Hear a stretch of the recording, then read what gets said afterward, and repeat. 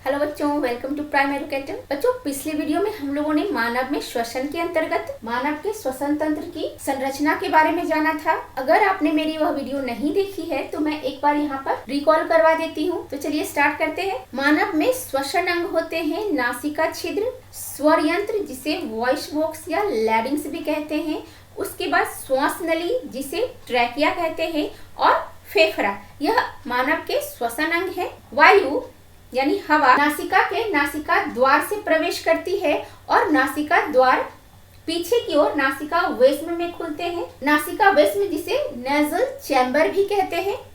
Nasal chamber दो होते हैं और यह नासिका पट्टिका के द्वारा अलग अलग सेपरेट रहती है। जैसे नासिका छिद्र दो हैं, उसी तरह से नासिका छिद्र जब पीछे की ओर नासिका वेस्म में खुलेंगे तो नासिका वेस्म भी दो होते हैं और यह दोनों नासिका वेस्म एक ऊंची लंबवत अस्थि की बनी नासिका पट्टिका के द्वारा अलग अलग रहती है, यानी सेपरेट रहती है।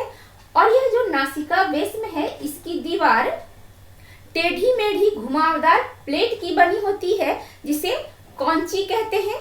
इसे कौंची कहते हैं। नासिका वेस्म पीछे की ओर ग्रसनी में खुलती है। ग्रसनी जिसे फेरिंग्स भी कहते हैं। फेरिंग्स यानी ग्रसनी पीछे की ओर स्वर यंत्र यानी लैरिंग्स में खुलती है। लैरिंग्स जिसे वॉइस बॉक्स भी कहते हैं। वॉइस बॉक्स में अगर कोई प्रॉब्लम आ जाए तो मानव ढंग से बोल नहीं पाता, उसकी आवाज क्लियर नहीं निकलती। स्वर यंत्र पीछे की ओर श्वास नली यानी कि ट्रैकिया में खुलती है। श्वास नली की लंबाई 11 सेंटीमीटर होती है और इसकी व्यास 16 मिलीमीटर तक होती है। श्वास नली यानी कि ट्रैकिया में इनकम्प्लीट रिंग्स पाए जाते हैं जो उपास्थि यानी कि कार्टिलेज की बनी होती है। यह रिंग्स ट्रैकिया की पूरी लंबाई में पाई जाती है और यह रिंग्स कार्य क्या करती है, और इस रिंग का कार्य है कि यह जब ट्रैकिया से हवा बाहर निकल जाती है तो इस ट्रैकिया को यह पिचकने से बचाती है, यानी ट्रैकिया को कोलैप्स होने से बचाती है। अगर इस तरह के रिंग्स नहीं पाए जाएंगे तो मान लो ट्रैकिया से हवा बाहर की ओर निकल गई तो ट्रैकिया जो कि एक पाइप की तरह है, इस तरह से वह क्या होगी, पिचक जाएगी। इस तरह से पिचक जाएगी और फिर हमें सांस लेने में कठिनाई होगी और हमारा दम भी घुट सकता है और हम दम घुटने से मर भी सकते हैं। तो इसी स्थिति से बचाने के लिए ट्रैकिया में इस तरह के इनकम्प्लीट रिंग्स पाए जाते हैं और यह रिंग्स ट्रैकिया जब आगे की ओर वक्ष गुहा यानी थोरैसिक कैविटी में दो भागों में बंट जाती है जिसे ब्रोंकाई कहते हैं। यह ट्रैकिया जब दो भागों में बंटती है तो इसे क्या कहते हैं, इसे ब्रोंकाई कहते हैं। इस ब्रोंकाई में भी इस तरह के कार्टिलेजिनस रिंग्स पाए जाते हैं जैसे कि ट्रैकिया में पाए जा रहे थे। ऐसे रिंग्स ब्रोंकाई में भी पाए जाते हैं और यह ब्रोंकाई जब लंग्स में प्रवेश करते हैं तो यह फर्दर डिवाइड कर जाते हैं और तब इन्हें क्या कहते हैं, ब्रोंकियोल्स कहते हैं। और जब यह ब्रोंकियोल्स फिर डिवाइड करते हैं और ब्रांच्ड हो जाते हैं तो इस रचना को क्या कहते हैं, इसे वायु कोष्ठिका वाहिनियां कहते हैं, यानी एल्वियोलर डक्ट्स कहते हैं। और यह जो एल्वियोलर डक्ट्स होती हैं यह अनेक छोटे छोटे वायु कोश में खुलते हैं। इस तरह के जो आप देख पा रहे हैं रेड कलर से मैंने बनाया है, यह क्या है, ये वायु कोश है। इन वायु कोश में ही वायु कोष्ठिका वाहिनियां खुलती है। यह जो वायु कोश है इसका काम क्या है, यह फेफड़े के सतही क्षेत्रफल को 400 से 800 वर्ग मीटर तक बढ़ा देती है जिससे गैसों के आदान प्रदान के लिए ज्यादा स्पेस मिल पाता है। और अब जानेंगे इस लंग के बारे में, यानी फेफड़ा के बारे में। फेफड़ा दो होते हैं और यह गुलाबी स्पॉन्जी थैलीनुमा रचना है और यह कहाँ पाई जाती है, यह हृदय के इधर उधर यानी दोनों तरफ यह हृदय का स्थान है। यह जो खाली स्पेस आप देख पा रहे हैं यह क्या है, हृदय का स्थान है। तो यह हृदय के दोनों तरफ पैराइटल कैविटीज में पाई जाती है और इस पैराइटल कैविटीज के चारों ओर एक पतली मेम्ब्रेन होती है जिसे प्लूरल मेम्ब्रेन कहते हैं। और इस प्लूरल मेम्ब्रेन को यह जो मैंने ग्रीन से बनाया है, लंग्स के चारों ओर आप ग्रीन कलर का देख पा रहे हैं, यह क्या है, प्लूरल मेम्ब्रेन है। इसे क्या कहते हैं, पैराइटल प्लूरा कहते हैं। और इस पैराइटल प्लूरा और लंग्स के बीच में एक म्यूकस जैसा चिकना पदार्थ भरा होता है यह पदार्थ काम क्या करता है? यह फेफड़ा को फैलने और सिकुड़ने से होने वाली घर्षण को कम करता है, यानी फेफड़ा को उस घर्षण से बचाता है। और यहाँ पर आप क्या देख पा रहे हैं, यह है डायफ्राम, जो कि डोम शेप का है, यानी गुंबद के आकार का है। इस तरह से आप इसकी रचना देख पा रहे हैं कि यह गुंबद के आकार का है। यह थोरैसिक कैविटी और एब्डोमिनल कैविटी को अलग करता है। डायफ्राम से ऊपर थोरैसिक कैविटी होती है और डायफ्राम से नीचे एब्डोमिनल कैविटी होती है। तो यह डायफ्राम कहाँ पाया जाता है? थोरैसिक कैविटी के नीचे पाई जाती है और एब्डोमिनल कैविटी के ऊपर पाई जाती है। यह डायफ्राम ही है जो थोरैसिक कैविटी और एब्डोमिनल कैविटी को अलग अलग करती है। तो इतना हम लोगों ने पिछले वीडियो में जान लिया था। अगर आपको डिटेल में जानना है तो आप मेरी पिछली वीडियो ज़रूर देखें, और अगर आप ना भी देखें तो इसमें मैंने ब्रीफ में सारी बातें बता दी हैं, ताकि आपको जो आज का सेशन है उसमें कोई प्रॉब्लम नहीं होगी। इतना आपने जान लिया है। तो चलिए आज का सेशन स्टार्ट करते हैं। तो बच्चों, आज के सेशन में हम लोग स्टडी करने वाले हैं मानव श्वसन की क्रियाविधि के बारे में। बच्चों, अगर मैं आपसे यह पूछूं कि श्वसन क्या है, तो आप में से ज्यादातर बच्चे यही कहोगे कि मैम सांस लेना और सांस छोड़ना यही श्वसन कहलाती है। तो बच्चों, यह गलत नहीं है, लेकिन यह एकदम सटीक भी नहीं है, एकदम सही भी इसे नहीं कह सकते हैं, क्योंकि सांस लेना और सांस छोड़ना श्वसन का ही भाग है। दरअसल श्वसन दो क्रियाओं का सम्मिलित रूप है। पहली क्रिया में क्या होता है? पहली क्रिया में हवा नासिका के द्वारा फेफड़ों तक पहुंचती है। पहली क्रिया में क्या हो रही है? हवा नासिका के द्वारा फेफड़ों में पहुंच रही है, और यहाँ फेफड़े की दीवारों में जो रक्त केशिकाएं होती हैं, इनमें हवा के साथ जो ऑक्सीजन आई हुई है वह इसमें मिल जाती है। पहली क्रिया में क्या हो रही है कि हवा नासिका से होते हुए फेफड़ों में पहुंच रही है, और फेफड़ों की दीवारों में स्थित रक्त केशिकाओं में हवा के द्वारा जो ऑक्सीजन लाए गए हैं वह मिक्स हो जाती है। इस क्रिया को क्या कहते हैं? इस क्रिया को प्रश्वास या इंस्पिरेशन कहते हैं। यानी इंस्पिरेशन में क्या होता है? हवा इन कर रही है, हवा नासिका से हवा इन कर रही है। इंस्पिरेशन को आप इस तरह से याद रखें, इंस्पिरेशन दैट मीन्स हवा का इन करना। हवा इन कर रही है कहाँ? फेफड़ों में। और फेफड़ों में क्या हो रहा है? फेफड़ों की दीवारों में स्थित रक्त केशिकाओं में हवा में मिश्रित जो ऑक्सीजन आई हुई है मिल जाती है, यानी ऑक्सीजन रक्त में चली गई है।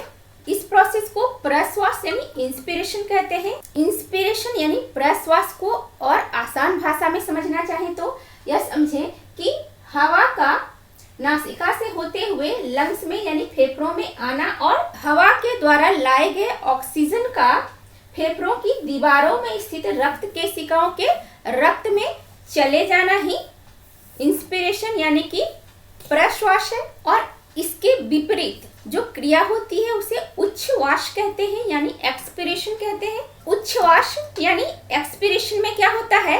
रक्त से फेफड़े में आया हुआ कार्बन डाइऑक्साइड बाहर की ओर निकाल दिया जाता है। इसे आप फिर से समझें कि उच्छ्वास यानी एक्सपिरेशन में क्या होता है?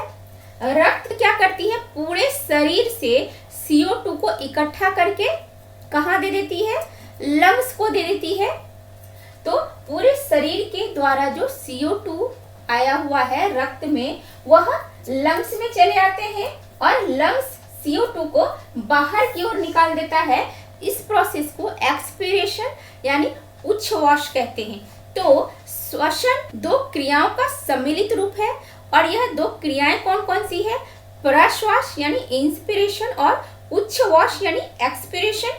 और श्वसन की यह दो अवस्थाएं यानी प्रश्वास और उच्छ्वास यानी कि इंस्पिरेशन और एक्सपिरेशन मिलकर श्वासोच्छ्वास यानी ब्रीदिंग कहलाती है। तो इसे श्वासोच्छ्वास किसे कहते हैं? श्वासोच्छ्वास यानी कि ब्रीदिंग।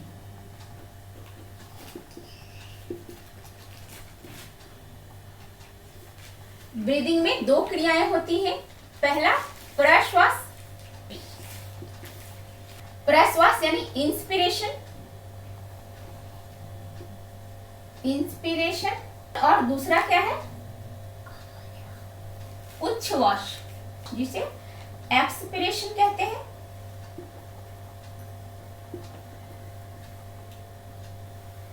इंस्पिरेशन में हमने क्या जाना कि हवा नासिका से होते हुए कहाँ जाती है,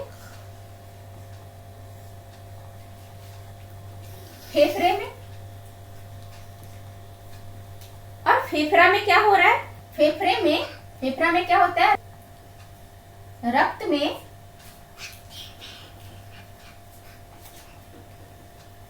ऑक्सीजन का संयोजन, फेफड़ा में क्या हो रहा है, फेफड़े की दीवारों में रक्त केशिकाएं होती हैं, उनमें उपस्थित रक्त में हवा के द्वारा लाए हुए ऑक्सीजन का संयोजन होता है। इसी पूरी प्रक्रिया को प्रश्वास यानी इंस्पिरेशन कहते हैं। प्रश्वास में क्या हो रहा है कि हवा नासिका से होते हुए फेफड़े में जा रही है और फेफड़े की दीवारों में उपस्थित रक्त केशिकाओं में जो रक्त प्रेजेंट है, उस रक्त में हवा के द्वारा लाए हुए ऑक्सीजन का संयोजन होता है। बस इतनी सी ही प्रक्रिया होती है। जब हम हवा को अंदर की ओर लेते हैं, यानी जब प्रश्वास की क्रिया होती है, उसके बाद क्या होता है, दूसरी क्रिया क्या है, उच्छ्वास यानी कि एक्सपिरेशन। इसमें क्या होता है, रक्त में जो CO2 प्रेजेंट होता है, यह CO2 कहाँ चला जाता है, यह फेफड़े में चला जाता है और फेफड़े में यह बची हुई हवा के साथ बाहर निकाल दिया जाता है। फेफड़े में जो बची हुई हवा होती है, उसके साथ यह क्या होता है, बाहर निकाल दिया जाता है। इस पूरी प्रोसेस को क्या कहते हैं, उच्छ्वास यानी कि एक्सपिरेशन। इसके द्वारा CO2 जो विभिन्न उपापचयी क्रियाओं के फलस्वरूप कोशिकाओं में बन जाती है और यह रक्त के द्वारा फेफड़ों में पहुंचा दिया जाता है। इस CO2 को रक्त के द्वारा कहाँ पहुंचा दिया जाता है, फेफड़ों में, और फेफड़ों में जो बची हुई हवा होती है, उसके द्वारा इसे फेफड़ा क्या करता है, बाहर की ओर वायुमंडल में निष्कासित कर दिया जाता है। और यह पूरी प्रोसेस उच्छ्वास यानी कि एक्सपिरेशन कहलाती है। यह तो हमने जाना सिर्फ प्रश्वास और उच्छ्वास की क्रिया क्या होती है। अब जानेंगे कि प्रश्वास के दौरान क्या कुछ होता है। प्रश्वास की क्रिया यानी इंस्पिरेशन के दौरान जो 12 जोड़ी पसलियां होती हैं, यह जो दरअसल लंग्स होते हैं, वह पसलियों के बीच में स्थित होते हैं। यह 12 जोड़ी पसलियां पिंजरे की तरह कार्य करती हैं। उस पिंजरे में यह लंग्स सुरक्षित रहता है। तो यह 12 जोड़ी पसलियां क्या करती हैं, इन 12 जोड़ी पसलियों में संकुचन होता है और यह पसलियां बाहर की ओर खिसक जाती हैं। जैसे ही यह पसलियां बाहर की ओर खिसकती हैं, तो वक्षगुहा फैल जाती है। उसके बाद क्या होता है, यह जो आप देख पा रहे हैं गुंबद के आकार का डायफ्राम, जैसे ही हवा अंदर की ओर आती है तो यह डायफ्राम नीचे की ओर दब जाता है। यह डायफ्राम दरअसल इस तरह से गुंबद के शेप का आपको नजर आ रहा होगा। जैसे ही प्रश्वास के दौरान हवा इन करती है, तो यह जो गुंबद के आकार का डायफ्राम है, वह नीचे की ओर पिचक जाता है इस तरह से। तो डायफ्राम जब इस तरह से नीचे की ओर आ जाता है, तो इससे वक्षगुहा यानी थोरेसिक कैविटी का आयतन बढ़ जाता है। इसे आप इस डायग्राम में देखकर समझिए अच्छी तरह से कि जैसे ही हवा अंदर की ओर आई, तो पसलियों में संकुचन होता है और यह पसलियां जो फेफड़े को चारों ओर से पिंजरे के समान घेरी हुई रहती है, यह पसलियां इस तरह से बाहर की ओर खिसक जाती है, जिससे वक्षगुहा का स्थान बढ़ जाता है। और यह डायफ्राम जो इस तरह से है, वह चपटी हो जाती है, यानी यह बिल्कुल फ्लैट हो जाती है और इससे भी वक्षगुहा यानी थोरेसिक कैविटी का आयतन बढ़ जाता है। इस डायफ्राम के नीचे की ओर खिसकने से यहाँ पर का आयतन बढ़ जाता है। और डायफ्राम के नीचे क्या है, उदर गुहा है, यानी एब्डोमिनल कैविटीज है। एब्डोमेन की पेशियों में भी संकुचन होता है, जिससे भी वक्षगुहा में फैलाव होता है। यानी कुल मिलाकर क्या होता है कि वक्षगुहा में फैलाव होता है, इसके आयतन में वृद्धि होती है, जिससे फेफड़ों का आयतन भी बढ़ जाता है। वक्षगुहा के आयतन में वृद्धि के साथ साथ क्या होता है, आयतन भी बढ़ जाता है। फेफड़ों का आयतन बढ़ने के साथ साथ क्या होता है कि इसके अंदर का दबाव कम हो जाता है, इसके अंदर स्थित वायु का दबाव कम हो जाता है, यानी एयर का प्रेशर कम हो जाता है, जिससे बाहर से हवा क्या होती है, फेफड़ों में चली जाती है। जो हवा बाहर से आई हुई है वह इस तरह से क्या होती है, फेफड़ों में चली जाती है। इसे एक बार आप ठीक से समझ लें। फेफड़ों के बीच जो इस तरह से पिंजरे की तरह से 12 पसलियां होती हैं, उन पसलियों में संकुचन होता है, जिसके कारण क्या है, यह पसलियां बाहर की ओर खिसक जाती हैं, जिससे वक्ष गुहा फैल जाता है। और यह डायफ्राम क्या है, यह जो गुंबद के आकार का है वह ऐसे नीचे की ओर खिसक जाती है, तो इससे भी वक्ष गुहा का आयतन बढ़ जाता है। और इन सब के अलावे उदर की पेशियों में भी संकुचन होता है, जिससे वक्ष गुहा में फैलाव होता है। फेफड़ों का आयतन बढ़ने के साथ क्या होता है कि यहाँ स्थित जो वायु है, जो हवा है, उसका प्रेशर कम हो जाता है, जिसके कारण बाहर से आई हवा फेफड़ों में प्रवेश कर जाती है। और इस पूरी प्रोसेस को क्या कहते हैं, प्रश्वास यानी इंस्पिरेशन कहते हैं। और इसके विपरीत जो क्रिया होती है उसे क्या कहते हैं, उच्छ्वास यानी एक्सपिरेशन। इस एक्सपिरेशन में हमने जाना कि रक्त जिस CO2 को लेकर आता है बॉडी के विभिन्न पार्ट से, उसे फेफड़े में भेज दिया जाता है। फेफड़ा उसे क्या करता है, बाहर का रास्ता दिखा देता है। यही प्रोसेस उच्छ्वास है। इसको डिटेल में समझ लेते हैं। उच्छ्वास में क्या कुछ होता है, जैसा कि हमने प्रश्वास में देखा कि 12 जोड़ी जो पसलियां थी उनमें संकुचन हो रहा था और वो बाहर की ओर खिसक जा रही थी, जिससे वक्ष गुहा फैल जाती थी। उसके विपरीत इसमें होता है क्या कि 12 जोड़ी जो पसलियां होती हैं वह ढीली हो जाती हैं, जिससे वक्ष गुहा का स्थान कम हो जाता है। और जो यह डायफ्राम नीचे की ओर खिसक आया था, यह भी क्या होता है, यह इस तरह से फिर गुंबद के आकार का हो जाता है, यानी डायफ्राम ऊपर की ओर थोड़ा चला जाता है। इससे भी क्या हो रहा है, इससे भी वक्ष गुहा का आयतन घट रहा है। और इस अवस्था में जब पसलियां भी ढीली पड़ गई हैं और डायफ्राम भी ऊपर की ओर खिसक जाता है, ऐसी अवस्था में क्या होता है कि वक्ष गुहा और फेफड़ों पर दबाव बढ़ जाता है और वह पिचक कर कार्बन डाइऑक्साइड युक्त हवा को ट्रैकिया से होते हुए नासिका छिद्र के द्वारा बाहर निकाल देता है। तो इस तरह से क्या हो रहा है कि CO2 युक्त हवा बाहर की ओर निकल रही है। इस प्रोसेस को क्या कहते हैं, इस प्रोसेस को ही उच्छ्वास यानी एक्सपिरेशन कहते हैं। तो इसमें हमने क्या जाना कि पसलियां 12 जोड़ी जो पसलियां होती हैं वह ढीली पड़ जाती हैं, जिसके कारण वह पीछे की ओर खिसक जाती हैं, यानी वह अपनी स्थान पर आने की कोशिश जब करती हैं तो वह पीछे की ओर खिसक जाती है। और डायफ्राम भी जो नीचे चला गया था वह इस तरह से फिर वापस अपनी जगह पर आ जाता है, गुंबद के आकार का हो जाता है, जिसके कारण वक्ष गुहा तथा फेफड़ों पर दबाव बढ़ जाता है। और ऐसे में वह CO2 युक्त हवा को क्या करता है, ट्रैकिया से होते हुए नासिका द्वार से होते हुए बाहर की ओर ले जाता है। और यह प्रोसेस उच्छ्वास यानी कि एक्सपिरेशन कहलाती है। इतनी सी जो बातें हैं वह बाह्य श्वसन के अंतर्गत आती है। तो यह जो हमने जाना वह बाह्य श्वसन है। और अब हम जानेंगे आंतरिक श्वसन, यानी फेफड़ों में गैसों का आदान प्रदान किस प्रकार से होता है। तो बच्चों, अब तक हमने जाना कि किस तरह से वायुमंडलीय हवा नासिका द्वार से होते हुए ट्रैकिया में पहुंचती है और ट्रैकिया से होते हुए यह लंग्स में पहुंचती है और लंग्स से यह वायु कोशिकाओं में पहुंचती है।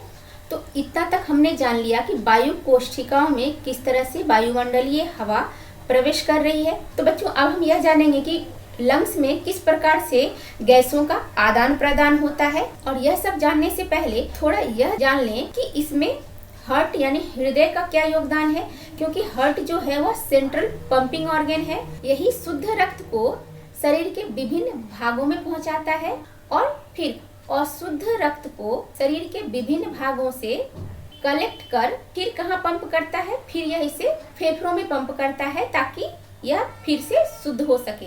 इतनी सी प्रोसेस है। एक बार मैं फिर से रिपीट कर देती हूँ कि हृदय का क्या योगदान है। हृदय क्या करता है, यह एक सेंट्रल पंपिंग ऑर्गन है, यह जो ब्लड को पंप करता है।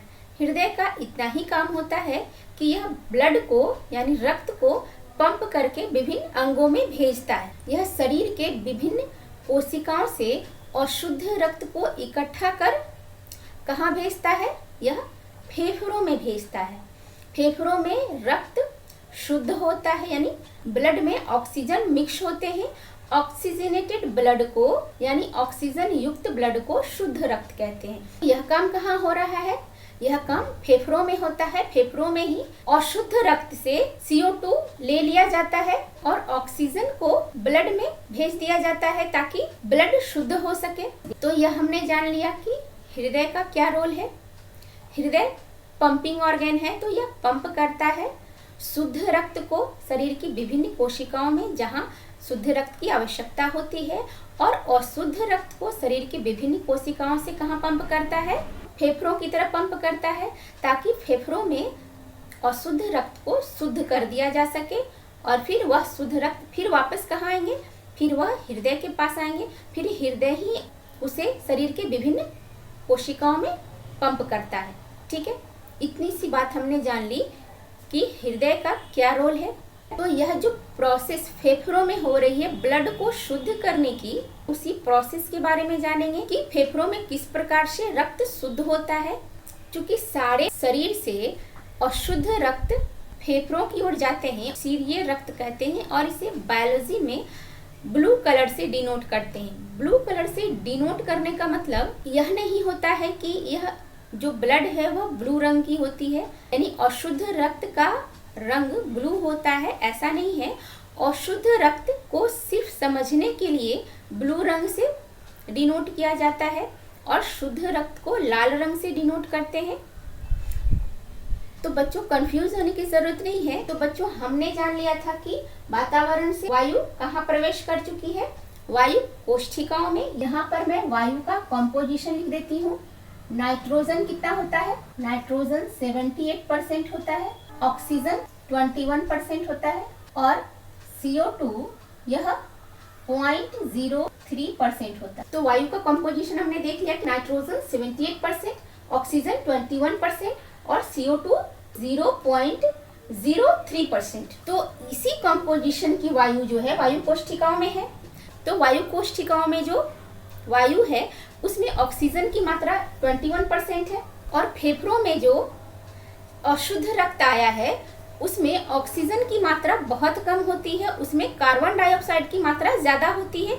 अशुद्ध रक्त है यानी सीरिये रक्त है, इसका मतलब है कि उसमें कार्बन डाइऑक्साइड की मात्रा ज्यादा होगी। बच्चों हम जो वायु इंस्पिरेशन के द्वारा अंदर लेते हैं उसमें कार्बन डाइऑक्साइड की मात्रा 0.03% होती है, लेकिन हम जो एक्सपीरेशन के द्वारा वायु बाहर की ओर छोड़ते हैं उसमें कार्बन डाइऑक्साइड की मात्रा 4% होती है।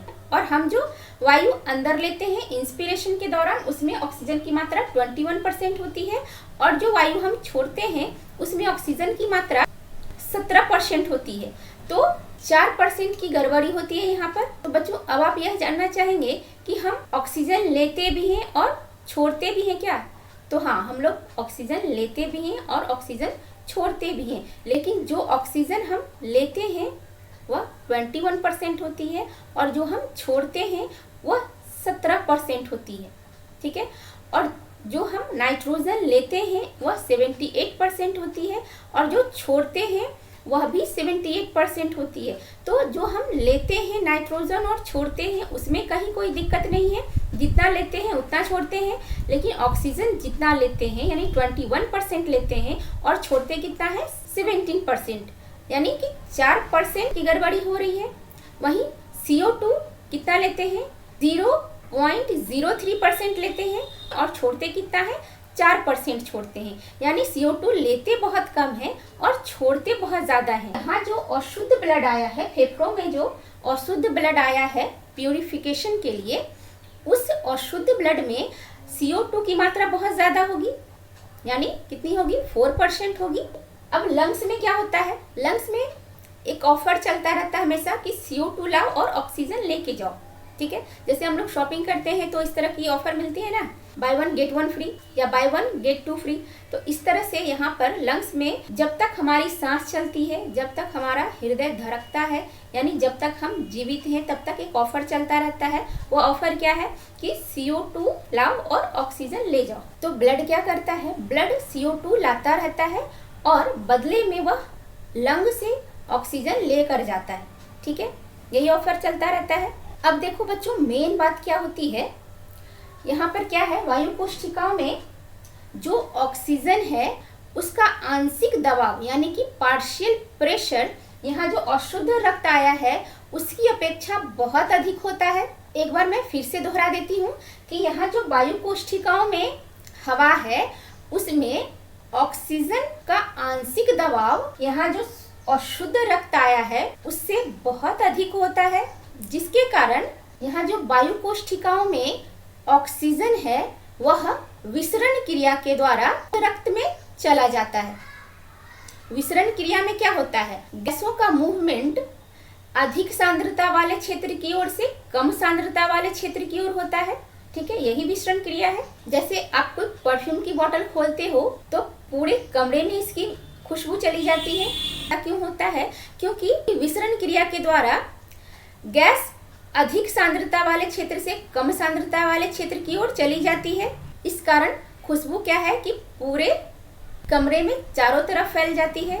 तो उसी तरह से वायु कोशिकाओं में क्या है कि जो वातावरण से वायु आई है उस वायु में ऑक्सीजन का आंशिक दबाव बहुत ज्यादा होता है वनिस्पत यहाँ जो अशुद्ध रक्त आया है उसमें ऑक्सीजन का आंशिक दबाव बहुत कम होता है।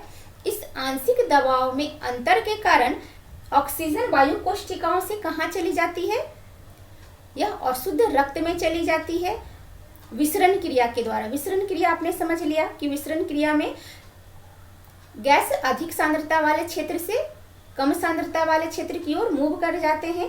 तो सांद्रता ऑक्सीजन की कहाँ ज्यादा है, वायु कोशिकाओं में। तो यहाँ से मूवमेंट कहाँ होगी, सीरिय रक्त में यानी कि अशुद्ध रक्त में। ठीक है, कोई प्रॉब्लम नहीं है। तो हमने क्या जाना कि यह जो आंशिक दबाव में अंतर होने के कारण विसरण क्रिया के द्वारा ऑक्सीजन का मूवमेंट कहाँ हो रहा है, वायु कोशिकाओं से अशुद्ध रक्त की ओर। ठीक है, अब अशुद्ध रक्त से CO2 कहाँ आ गए, लंग्स में आ गए, और लंग से ये सीधे कहाँ बाहर निकाल दिए जाएंगे, वातावरण में। CO2 अब बाहर निकल गई। इस क्रिया को हमने जाना था एक्सपीरेशन। और अब जो यहाँ पर ऑक्सीजन का आदान प्रदान हुआ है, जो वायु कोशिकाओं से विसरण क्रिया के द्वारा ऑक्सीजन सीरिय रक्त में आ गया है। रक्त में हम जानते हैं कि जो RBC होती है, RBC में क्या होता है, हीमोग्लोबिन प्रेजेंट होता है, जिसके कारण रक्त का रंग लाल होता है। और ये हीमोग्लोबिन क्या है, हीमोग्लोबिन में ऑक्सीजन को बाइंड करने की यानी ऑक्सीजन को बांधने की क्षमता होती है। हीमोग्लोबिन अगर ना हो तो ऑक्सीजन को बाइंड नहीं किया जा सकता। और यहाँ जो सीरिय रक्त में ऑक्सीजन डिफ्यूजन क्रिया के द्वारा प्रवेश कर गया है, वह ऑक्सीजन अब क्या करता है, हीमोग्लोबिन के साथ मिलकर ऑक्सी हीमोग्लोबिन बनाता है। और यह इसी रूप में शरीर की विभिन्न कोशिकाओं तक पहुंचता है। और जब यह कोशिकाओं तक पहुंचता है, कोशिकाओं में भी कहाँ पहुंचता है, माइटोकॉन्ड्रिया के पास पहुंचता है। माइटोकॉन्ड्रिया जिसे power house of the cell यानी ऊर्जा गृह यानी कोशिका की ऊर्जा गृह कहा जाता है। इसी माइटोकॉन्ड्रिया में आगे की प्रोसेस होती है।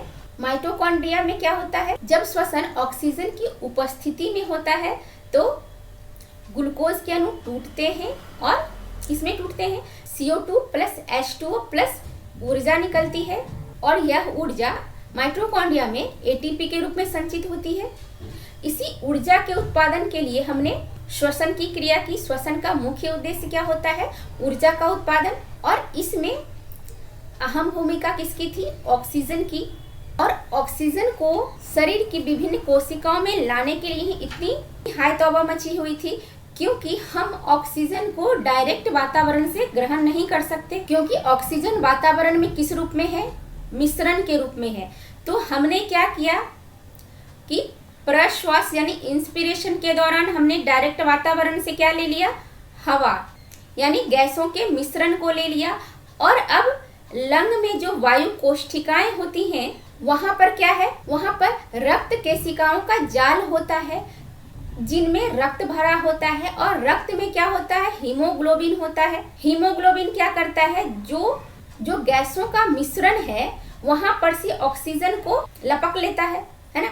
उसका हीमोग्लोबिन का काम ही यही है, वह ऑक्सीजन के साथ बाइंड करने की क्षमता रखता है, जिसके कारण वह गैसों के मिश्रण से क्या करता है, ऑक्सीजन को लेकर बाइंड कर लेता है, उसके साथ अच्छी बाइंडिंग होती है हीमोग्लोबिन की, और बनाता क्या है, ऑक्सी हीमोग्लोबिन। और यह इसी रूप में शरीर की विभिन्न कोशिकाओं तक पहुंचता है। शरीर की कोशिकाओं में यह माइटोकॉन्ड्रिया तक पहुंचता है। माइटोकॉन्ड्रिया में वायवीय श्वसन होता है और वहां पर ग्लूकोज के अणु टूटते हैं और क्या बनाते हैं, CO2, जिसकी जरूरत हमें नहीं होती है। तो इसे एक्सपीरेशन यानी उच्छ्वास के द्वारा फिर वापस वातावरण में बाहर निकाल दिया जाता है, और जो H2O बचते हैं उसकी आवश्यकता होती है, उसे यूटिलाइज कर लिया जाता है और ऊर्जा का निर्माण होता है। इस ऊर्जा से हमारे दैनिक जीवन के सारे काम संपन्न होते हैं। हम जो भी काम करते हैं, यानी हंसना, बोलना, पढ़ना, लिखना, जो भी काम हम करते हैं वह सारे काम इसी ऊर्जा की वजह से होती है, और इसी ऊर्जा के उत्पादन के लिए श्वसन की क्रिया हो रही थी। नहीं तो हमने जो खाना खाया था उससे डायरेक्ट ऊर्जा नहीं मिल रही थी। हमने जो खाना खाया वह ग्लूकोज के रूप में संचित हो गई, और उस ग्लूकोज को फिर हमने तोड़ा ऑक्सीजन की उपस्थिति में। इस प्रोसेस को ग्लाइकोलाइसिस कहते हैं। ग्लूकोज का टूटना क्या कहलाता है, ग्लाइकोलाइसिस कहलाता है, और इसके फलस्वरूप ही ऊर्जा का निर्माण होता है। इन्हीं बातों को जो हमने अब तक मानव श्वसन के अंतर्गत जाना, उसे इस डायग्राम के माध्यम से समझ लेते हैं। सब कुछ वही है, बस एक बार रिकॉल कर लेते हैं। बच्चों, इसमें कुछ भी नया नहीं है, बस वही बातें जो हमने अब तक जानी मानव श्वसन के अंतर्गत, श्वसन की जो क्रियाविधि हमने जानी, बस वही है। बस इसे इस तरह से डायग्रामेटिक तौर पर रिप्रेजेंट किया गया है। इसमें कुछ भी नया नहीं है, वही सारी चीजें जाननी है, बस एक सिस्टमेटिक वे में जानना है। तो देखते हैं क्या कुछ है इसमें। श्वासोच्छ्वास यानी ब्रीदिंग वह क्रिया है जिसमें हम वायु को नासिका छिद्र के द्वारा ट्रैकिया से होते हुए लंग में पहुंचती है। लंग में यह वायु कोशिकाओं तक पहुंचती है। यह श्वसन मार्ग दर्शाया जा रहा है। यह क्या है, श्वसन मार्ग है। तो वायु कोशिकाओं में क्या कुछ हो रहा था, यहाँ पर हमने देखा था, यह जो वायु कोशिकाओं में ऑक्सीजन है वह विसरण क्रिया के द्वारा अशुद्ध रक्त में प्रवेश कर जा रहा है, ठीक है। और यहाँ से जो ऑक्सीजन अशुद्ध रक्त में प्रवेश किया तो उसने क्या बनाया, उसने बनाया ऑक्सी हीमोग्लोबिन। इतना तक हम लोगों ने जान ही लिया है। आगे देखते हैं। तो यहाँ पर विसरण क्रिया के द्वारा क्या हुआ, वायु कोशिकाओं से ऑक्सीजन कहाँ आ गए, ब्लड में आ गए। फिर क्या हो रहा है, रुधिर के हीमोग्लोबिन द्वारा ऑक्सीजन का ग्रहण। अब जो रक्त में हीमोग्लोबिन आकर मिक्स हो गया है उसने क्या बनाया, ऑक्सी हीमोग्लोबिन, और ऑक्सी हीमोग्लोबिन फिर शरीर की विभिन्न कोशिकाओं तक पहुंचता है। अब क्या हो रहा है, रुधिर द्वारा O2 का परिवहन, यानी ब्लड क्या कर रहे हैं, ऑक्सीजन का परिवहन कर रहे हैं। इतना तक हमने जाना। उसके बाद क्या हो रहा है, ऑक्सीजन का कोशिकाओं में प्रसरण। ऑक्सीजन अब कहाँ जा रही है, शरीर की विभिन्न कोशिकाओं तक इसका प्रसरण हो रहा है, यानी शरीर की विभिन्न कोशिकाओं में अब ऑक्सीजन पहुंच गई है। उसके बाद क्या हो रहा है, वह कोशिकाओं में जो ऑक्सी हीमोग्लोबिन प्रेजेंट है वह पुनः टूटकर ऑक्सीजन प्लस हीमोग्लोबिन का निर्माण करते हैं। हीमोग्लोबिन से अब ऑक्सीजन अलग हो गया है। इसी ऑक्सीजन की आवश्यकता हमें थी, तो हमारा उद्देश्य पूरा हो जाता है। हमें ऑक्सीजन चाहिए था, ऑक्सीजन मिल गया। ऑक्सीजन मिल तो गया, अब करेंगे क्या, ऑक्सीजन किस लिए चाहिए था, ऑक्सीजन हमें चाहिए था ग्लूकोज को तोड़ने के लिए, यानी ग्लूकोज के विखंडन के लिए। ग्लूकोज का टूटना ग्लाइकोलाइसिस कहलाता है। तो देखते हैं, ग्लूकोज जब टूटता है तब क्या होता है, C6H12O6, इसी को ग्लूकोज कहते हैं। और इसका ऑक्सीकरण करेंगे तो 6 अणु ऑक्सीजन के ले लेते हैं, और अब बनता क्या है, CO2 प्लस H2O प्लस ऊर्जा। इसी ऊर्जा की प्राप्ति के लिए श्वसन की क्रिया हो रही थी, है ना। तो यहाँ हमने क्या देखा कि ग्लूकोज का ऑक्सीकरण हो रहा है, यानी ग्लूकोज के साथ ऑक्सीजन जुड़ रहा है। इसी प्रोसेस को ऑक्सीकरण कहते हैं। ऑक्सीजन का जुड़ना ऑक्सीकरण है। तो ग्लूकोज का जब ऑक्सीकरण हुआ तो हमें क्या प्राप्त हुआ, 6 अणु CO2 के और 6 अणु जल के, और ऊर्जा प्राप्त हुई। ऊर्जा की प्राप्ति तो हमारा मुख्य उद्देश्य था, ऊर्जा की प्राप्ति हो गई। अब जो बाई प्रोडक्ट बचा उसका क्या करें, H2O को हमारा बॉडी यूटिलाइज कर लेता है, पर CO2 की आवश्यकता नहीं होती, तो इसे क्या करता है, हमारा बॉडी बाहर निकाल देता है, जिस प्रोसेस को एक्सपीरेशन कहते हैं, यानी उच्छ्वास कहते हैं। तो अब यह CO2 किस प्रकार से बाहर निकलता है वह प्रोसेस देख लेते हैं। ग्लूकोज के ऑक्सीकरण के पश्चात जो CO2 बनता है वह कोशिकाओं में, उत्तक या कोशिकाओं में क्या बना हुआ है, बाय प्रोडक्ट के रूप में CO2 बना हुआ है। तो अब यह CO2 कहा जाएगा, रुधिर में CO2 का प्रसरण। अब रुधिर में यानी ब्लड में CO2 चला जाता है, और यह किस प्रकार से जाता है, यह विसरण क्रिया के द्वारा ही जाता है। तो विसरण क्रिया के द्वारा क्या है, अधिक सांद्रता वाले क्षेत्र से कम सांद्रता वाले क्षेत्र की ओर मूवमेंट होगा। तो CO2 की सांद्रता ऑक्सीकरण के पश्चात बढ़ गई है, तो अब कोशिकाओं से CO2 विसरण क्रिया के द्वारा रक्त में चले जाएंगे। तो इस तरह से रुधिर में CO2 का प्रसरण होता है, और किस रूप में होता है, रक्त में। हम जानते हैं कि हीमोग्लोबिन प्रेजेंट होता है, और हीमोग्लोबिन आते समय तो ऑक्सीजन को लेकर आया था, तो उसने ऑक्सी हीमोग्लोबिन बना लिया था। अब जाते समय यह क्या कर रहा है, जब यह कार्बन डाइऑक्साइड को लेकर जा रहा है तो क्या करेगा, कार्बन डाइऑक्साइड के साथ हीमोग्लोबिन बाइंड करके कार्बोक्सी हीमोग्लोबिन बनाता है। क्या बनाता है, कार्बोक्सी हीमोग्लोबिन बनाता है।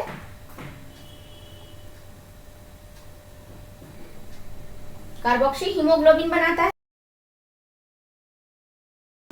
अब कोशिकाओं से जो ब्लड CO2 को ले जा रहा है, तो उसमें प्रेजेंट हीमोग्लोबिन ने क्या बना लिया, CO2 के साथ संयोजन करके बना लिया कार्बोक्सी हीमोग्लोबिन। यह इसी रूप में रक्त परिवहन में आगे की ओर बढ़ता जाएगा। फिर आगे क्या होता है, यहाँ पर आप जो देख पा रहे हैं ब्लू कलर का, यह अशुद्ध रक्त है, क्योंकि इधर CO2 का परिवहन हो रहा है। इधर आपने देखा कि ऑक्सीजन का परिवहन हो रहा था, तो इधर का ब्लड रेड है। यह सिर्फ रिप्रेजेंट करने के लिए ब्लू कलर है, ऐसा नहीं है कि अशुद्ध रक्त ब्लू कलर का होता है, यह सिर्फ समझने के लिए है। बायोलॉजी में हम लोग अशुद्ध रक्त को ब्लू कलर से ही डिनोट करते हैं। तो अब क्या हो रहा है, आगे रुधिर द्वारा CO2 का परिवहन, अब ब्लड सर्कुलेट हो रहा है पूरे बॉडी में, तो CO2 का परिवहन हो रहा है किस रूप में, कार्बोक्सी हीमोग्लोबिन के रूप में। आगे देखते हैं क्या होता है, रुधिर से फेफड़े में CO2 का ग्रहण। अब ब्लड से CO2 कहाँ जा रहा है, फेफड़े में जा रहा है। फेफड़े में फिर किस प्रकार से जा रहा है, आंशिक दबाव में अंतर की वजह से जाएगा। जैसे आंशिक दबाव में अंतर की वजह से ऑक्सीजन आया था, उसी तरह से CO2 भी आंशिक दबाव में अंतर की वजह से जाएगा। तो यहाँ जो ब्लड प्रेजेंट है, जो अशुद्ध रक्त फेफड़े की ओर गया है, उसमें CO2 का आंशिक दबाव बहुत ज्यादा है। लेकिन लंग्स में जो प्रेजेंट वायु कोशिकाएं हैं, उन वायु कोशिकाओं में CO2 का आंशिक दबाव बहुत कम है। आंशिक दबाव में इसी अंतर की वजह से अब CO2 कहाँ चला जाएगा, फेफड़े की वायु कोशिकाओं में चला जाएगा। अब वायु कोशिकाओं से होते हुए यह कहाँ चला जाएगा, फिर ट्रैकिया से होते हुए यह नासिका द्वार से होते हुए बाहर की ओर चला जाएगा, और यह प्रोसेस उच्छ्वास यानी एक्सपीरेशन कहलाती है। आपको यहाँ पर समझने में अगर थोड़ी प्रॉब्लम हुई होगी तो मैं दोबारा समझा देती हूँ। जो अशुद्ध रक्त यहाँ से जा रहा है, आप यह डायग्राम भी देख सकते हैं, यहाँ ब्लू से डिनोट किया है मैंने। कोशिकाओं में अब क्या है, CO2 की मात्रा बहुत ज्यादा है, तो अब यहाँ से CO2 विसरण क्रिया के द्वारा कहाँ चली गई, ब्लड में चली गई। और ब्लड में CO2 किस रूप में मौजूद है, कार्बोक्सी हीमोग्लोबिन के रूप में। तो यह भी टूटकर फाइनली हीमोग्लोबिन प्लस CO2 में बदल जाते हैं, और फिर यह CO2 इसका क्या होता है, यह रुधिर से फेफड़े में CO2 का ग्रहण होता है। अब ये CO2 कहाँ जाएंगे, ब्लड से सीधे फेफड़े में जाएंगे। फेफड़े में किस प्रकार से जाएंगे, उसी तरह से आंशिक दबाव में अंतर के कारण जाएंगे, यानी पार्शियल प्रेशर में डिफरेंसेस की वजह से जाएंगे। यहाँ से जो अशुद्ध रक्त आया है उसमें क्या है, CO2 की आंशिक दबाव बहुत ज्यादा है बनस्पत। अब फेफड़े में जो वायु कोशिकाएं हैं, वहाँ की अपेक्षा यह जो अशुद्ध रक्त गया है उसमें CO2 का आंशिक दबाव बहुत ज्यादा है, और इसी आंशिक दबाव में अंतर के कारण CO2 रक्त से वायु कोशिकाओं में चला जाता है। वायु कोशिकाओं से यह क्या से होते हुए नासिका छिद्र के द्वारा बाहर निकाल दिया जाते हैं, और यह प्रक्रिया उच्छ्वास एक्सपीरेशन कहलाती है। CO2 का शरीर से बाहर निकलना उच्छ्वास कहलाती है। तो बच्चों, इसके साथ ही हमने स्टडी कर ली है मानव श्वसन तंत्र की। मानव श्वसन तंत्र से रिलेटेड जितने भी इम्पोर्टेंट ऑब्जेक्टिव क्वेश्चंस होंगे आपके बोर्ड एग्जाम्स में आने लायक, वह सारे इम्पोर्टेंट क्वेश्चंस मैं आपके लिए लेकर आऊंगी। और उसके बाद हम लोग सर्कुलेटरी सिस्टम यानी परिवहन तंत्र के बारे में स्टडी करेंगे। बच्चों, आपके बोर्ड एग्जाम्स में आपके हायर मार्क्स स्कोर हों, इसके लिए मैं सारे टॉपिक्स को माइन्यूटली स्टडी करवा रही हूँ। बोर्ड एग्जाम्स में आपके एक भी क्वेश्चंस आपसे छूटेंगे नहीं। आप यह नहीं कहोगे कि क्वेश्चंस भारी थे या मेरे पल्ले नहीं पड़े, मेरे सर के ऊपर से गुजर गया, ऐसा आपको कुछ भी फील नहीं होगा। आप वीडियो को बारीकी से देखें और अपने दोस्तों और रिश्तेदारों को भी शेयर करें ताकि बोर्ड एग्जाम्स में उनके भी मार्क्स अच्छे आए। और अगर आपने मेरे चैनल को अब तक सब्सक्राइब नहीं किया है तो प्लीज सब्सक्राइब करें, लाइक एवं शेयर भी करें। तो मिलते हैं नेक्स्ट वीडियो में, तब तक के लिए पढ़ो लिखो और लक्ष्य की प्राप्ति तक मत रुको। जय हिंद।